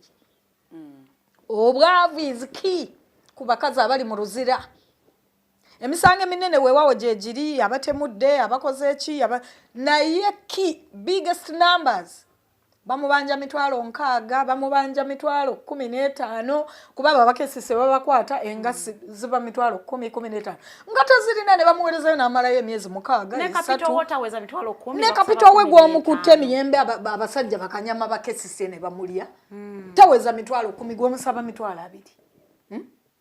What can be done? Recommendations. Abantu obutatwalibwa mu komera before investigations are done. Bantwala mukomera nga ne statements sinagikola. Literally ndi mukomera ne simanyi why I'm even there. Tomanyi amusango kutwaliza. Simanyi musango guntwaziza yeso omulamuzi azaagu kusomedde but you can't takitegerekeka common nuisance. Am I any danger to anybody? Nza akozesa ebigambo tonsanze na kisi tonsanze na mayinja. Esigedde muzi okumala gasindika abantu Luzira just you know it is the normal. Webalese n'obasomera sima Rogan vagabond 10 bavubuka obaweereza. Minds are being destroyed in this nation than being made. Okay. Twagenda mbasajja Luzira bwe twakyalayo olwo bamale bangambe sidda biki kuba mbadde musibe ku side y'abakyala. Abaami nga babagambye mutebeyambisa kabuyonjo kuba tekuli mazzi. And you come out and share it, nothing, hold yourself. And we came out and shared it and people thought we were joking. I shared it on X. Abasibe bagambye okweyamba abantu wonna mboko. Abayina mu kusente besonze batumiza lole y'amazzi era omukulu twamulira. Gana amazzi simaga abawodi gundi be bageegulidde. Institutions ziyina budget. Tuyina recommendations. Eba by'obujjanjabi ebimala. Abasibe ab'obusango butono bateebwe babayike ebirala bye bakola mu communities indeed nga balaba suggestinze. Esigedde muzi ne Human Rights Commission okulambula amakomera kubeere nga mu involving even people that are harmless. I would volunteer to come along and show you. Nti bagenda kutwala mu ward 5 naye waliwo ward 1 and 2 eyo yo gye kifumba mutuku kiri eyo abantu bali omwo balinga biwuka. Kuba they will take you to a convenient place where they want you to see what they want you to see. Wabeerewo openness. Prisons administration. Muleke kujerega abantu bavuddeyo voluntarily to better this situation. Kuba naawe nkyaba kusiba.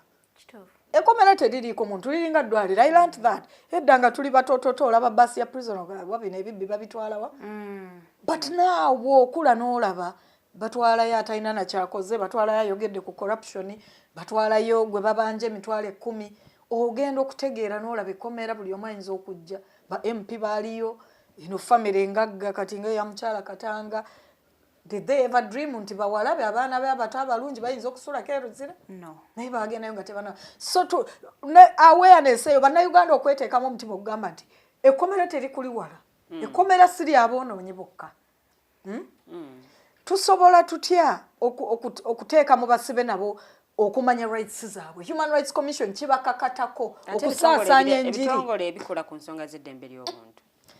NGOs eddembe ly'obuntu nno lisaasaanye liri ku mumwa nnyo.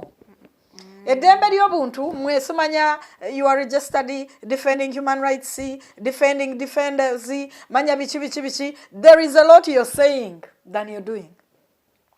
Buchanga nve Eluzira nalekana ku exoko n'entaaginga women organizations manya bani ne bagaba neri abakazi who can be saved eri abakazi bamututte poliisi yamukuba yali agala muteeka musonseka mukono amuta namubaga konde namukasukayo ali eyo I learned that's one example kyazulidwa nti alina lubuto tewali organization njolaba abantu they get interested in such a case okulwanyisa police brutality ate n'omala okubrutalizing omukazi oli musajja ne mukasuka Eluzira ebitongole ebikole mulimu ogw'ettendo omulungi webiri ebitongole lip service nabyo bingi nalangirira mu kooti nti omuntu yenna akwatibwako human rights akyayina okukkiriza nti eggwanga liteekeddwa okutambula nga bannansi tebatyoboolwa kyere please mukolere wamu Chatwala weeks endala nga 2. It took us creating spaces ku exoco and pointing them out. Nti abakyala bitongole by'abakyala muliwa ku bino. Ebitongole bakyayagadde nnyo cosmetic, kusiiga ka lipstick. Twakyalidde ku bazibe Eluzira tuwandiise ka reporter. Ebitongole nabyo bikubwe. Corruption teri mu parliament mukka teri Eluzira. Everywhere. Eri buli wamu. Omukulu George Mweba agamba my greetings to Nana. Mwesibe jora musichenjojo webale kubanga otulaba agamba Nana asobola tusigira ekifaananyi kye yali ayina nga tannatuuka Eluzira. Eluzira nga sinatuukayo kifaananyi siyinza kulowooza kyategeeza naye bwe mba ndowooza nti nkitegedde. The Eluzira you thought that was as compared to that Eluzira found. Oba ku Eluzira gwe bakunyumizaawo. Eluzira gwe wali omanyi ne Eluzira gwe wasanga. Eluzira nga kyaliranga Stella Nyanza okumala niyala emyaka 2 nga buli lunaku ŋŋendayo emirundi 3. Eluzira nali nkimanyi nti waaliyo ensekere. Doka tebagenze bazifuuyira. Nalongo Nyanzi nja kumwebaza nnyo yonna gy'ali. Emirimu gye yakola gya ttendo ebintu ebisinga baabikyusa ku lwaggume lye. Olaba sibe leeta bwe baafunanga egundi ne bajja ne banneekiika. Oli mukwano gwa Nalongo. Kwanza bannaye simanyi bwe baatugambye. Naye baamukubanga naye yatuyamba. Stella ye yawandiikanga otupapula otwo nange natukukusaako. Bwe guba musango bajje bankwate. Nalongo bwe nagendanga omulaba nga ŋŋamba. Ensekere zinnuma Nalongo. Nalongo bakateeteyo okalaba. Ensekere zitutta. Nenfuluma ne nkiteeka ku mutimbagano. Nalongo alwo nagenda nga bamutochaliza ne bamukasukayo mu solitary nga ali ku mpingu nga mu solitary bayiwayo amazzi waliyo enzikiza teri neeti tebajja kuwa mmere tebajja kulaba tebajja kukola ki. Bamukasukayo navaayo nga bamukubye ku byalina enkovu ne batamuleeta na ku kooti olw'ebikwagula ebyo yalina. Bwe navaayo ne nkyogerako omwami byabashaija ebiseera ebyo it's nearly 4 years. Yajja nampa reply yakakasa nti ddala tocha gye nali njogerako eri mukyala munnange yaliwo. Ekifaananyi kye nagenda nnina Eluzira I was bagamba jamu engato jamu ebiteeteeyi. I think that I didn't anticipate some of it. I didn't think I was going to go and lay on the floor. Kye kifaananyi saakirina nalowooza nti ddala right z'omusibe to bedding, right y'omusibe eri akateeteeyi ka yero akali clean. Ekifaananyi kye nayina nva ku kooti, ku kaguli ka kooti, emabega kaseewo ka kooti, waliwo lawyer yaŋŋamba kuba bamumanyi ndi mukyala ati ayogera, njogera. Sisirikira mbeera era saasirikira mbeera. Nanoonya wa Human Rights Mukomera ne mugaa kino nkusaba bwe bukya kyetwala eri be kikwatako. It can't be the sirimunaye ate bayinza okutwala mu solitary ne muganze mu solitary bantwala bantu, but this abasibe bayombaawo ne beerangira TB kyokka nga mbali wakati bukati gwe otomera ddagala lyo oli mulwadde wa TB wagala osiiga abalala kono nze nakalwalako TB gwe ate alina siriimu namuga kamba siige nabo bakolole tuli wano bwati. I think that for me I was alarmed. So webale kubuuza kibuuzo ekyo mulabi waffe. Ekifaananyi kye nayina Eluzira kyakyukamukko. Bw'ogendayo okukyalira omuntu abakyala bwe bajja olw'okuba nti emboozi tuba tuzinyumya ziri supervised. Yes. Tebateera kubyogera nnyo ebisinga. Tanyumya the actual thing. Actual gye nasanga Eluzira saalowooza siri mwana muto and I'm a well-read woman. I totally can't say I was green about the general harshness that should come with incarceration. But I did not imagine nti nyinza okubulwa amazzi gennaabisa omubiri. Nti nteekeddwa okukola effort ey'amaanyi nnywana oli ankolera effeva nfuneyo tukupu tw'amazzi tubiri ntunaabe. Nagenda simanyi nti nyinza okubeerako awo nga sisobola kwakisesinga kawale kakwambala munda. Nali sikirowoozangako nti ddala waliwo institution emanyi nti ekifo kikuumirwamu bakyala naye ne batasassira ku byetaago nga pads. Ekyo I was totally green. Nali sirabangako mukyala nga ali awo ali confused. Foreign etuuse balina obbabala foreign abasibe bagiyita foreign. Katikkira aboggola nti gwali mu kinaabiro yagenda n'amusika n'amukwata ekitogi kino n'amuleeta ng'amusika ng'omusaayi gumukulukuta ku magulu. Nali sirootangako kulaba mukyala ng'atyoba olw'okutuuka ku leve eyo nti talina kikwata musaayi, talina kawale munda, nti akawale gwe akayina oba okayina kamu bw'okooza bw'otakeeyanika ku kibegabega wookaanise bajja kukajja kuba obwetaavu obuli muli bw'amaanyi bubi nnyo. Ekifaananyi kye nalina tekyali nti ndi very I'm not a bougie person. I am a community gye nkuliddemu ebintu mbiraba. Tuli mu ggwanga jjavu. Saalina kifaananyi nti abakazi bayinza okubulwa obukwata monthlies zaabwe. Ekyo kyo kyanshookinga nnyo. Saalina kifaananyi nti tusobola okwebaka mubiri ku mubiri. Eggwanga gye tulina mu parliament eyeenyumiririza mu kulwanyisa ebisiyaga. Fighters of sodomy can be in the same system. Esuza abasibe nga tuli ku mubiri akabina kaye kali kukolya ebbeere lyange liri kulyono mu maguli ku gwono. Naye the only mbutul gye bagamba mbu kye bava tebajjaako mataala mbwe ebisiyaga. Nali sikakubanga mu kifaananyi nti abantu be bamu abagamba nti balwanyisa bisiyaga muyinza okukwata abakazi ne muba payiringa mubiri ku mubiri. In the normal, if women were to spend there more than a month, 2, 3, 5, and that's how they sleep, definitely they are going to couple up and be lesbians or something. The ones who already have it in themselves.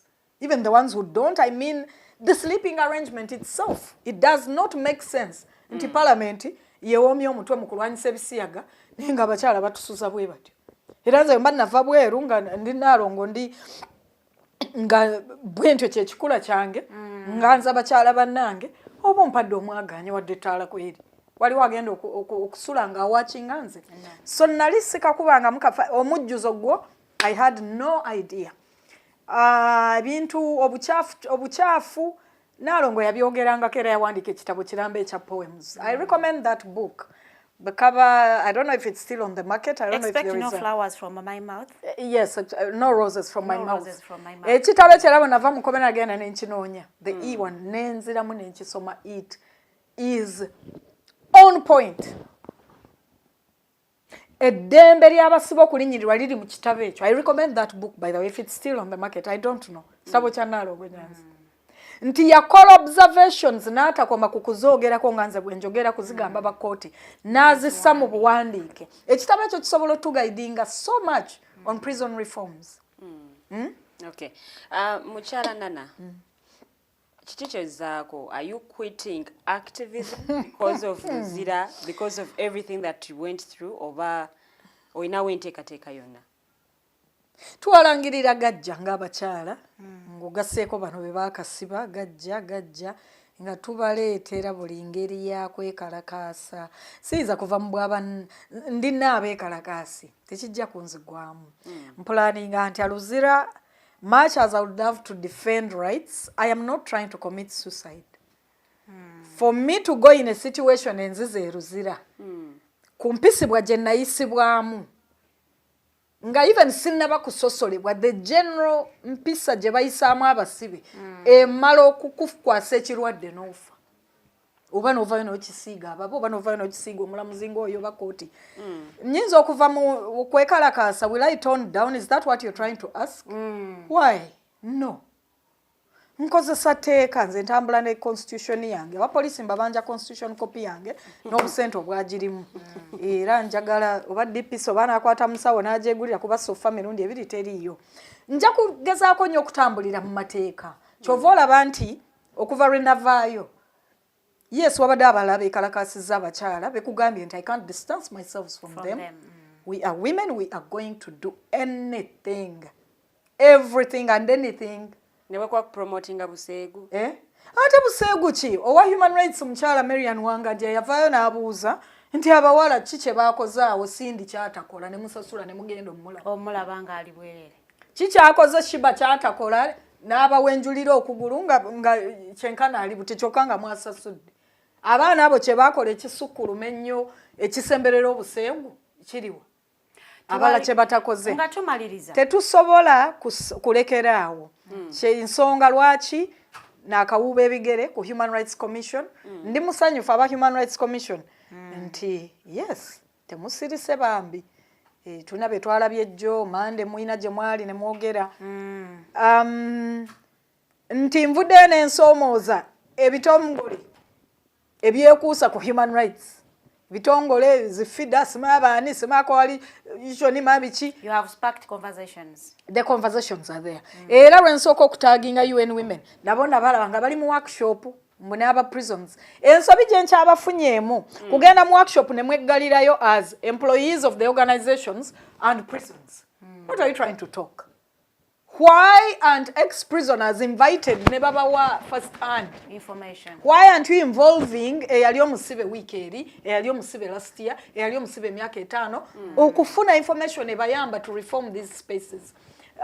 Tetujja kulekeraawo okusibwako beach yampisa bubi nnyo ddala naye tekinnamala sijja kulekeraawo. If it's a tool intended abanzijjako interview ebintu bino mbikola oba mwagala kufuluma zi visa whoever is hoping it Nalongo ngenda keera nfuluma Uganda kubanga bansibye kubanga bankubye oswadde sijja genda nkyaliwo nnyo nkyekalakaasa nkya groominga bakalakaasi bannanga abalala nkyateeka nnyo amaanyi okulaba nti abawala abalala nabo bayingira okuba nti beekalakaasa mu mirembe embeera weebateteredde. Bakuyita kutendeka gye. Tweyanziza nnyo Nalongo webale kubanga otufiisiza akadde n'otwegattako and everyone we call upon you n'obeera nga ate respecting akole yaffe n'obeera nga osobola okujja okwogerako bannayuganda. I want to thank you Lilian okubanga ate tambuza nawe show yaffe y'olunaku lwaleero benkoze nabo okuli omukulu Jeremiah Muchebe ku kamera ate mukose ya Anthony mu control room ate nammwe mukoze omulimu ogwetende nnyo. Njagala okubanga ate mbasiibulira wano tusuubira nti munnanga abaddeko ku live yaffe ng'olaba story y'omukyala Nalongo Mwafrika ndowooza nti ofunyemu ekyokuyiga. So nno munnange enjiri ogitambuze etuke ku mulala atasobodde kutwegattako. Njabaagaliza olunaku olungi. See you olunaku lw'enkya essaawa zijja kubeera 2 ez'okumakya.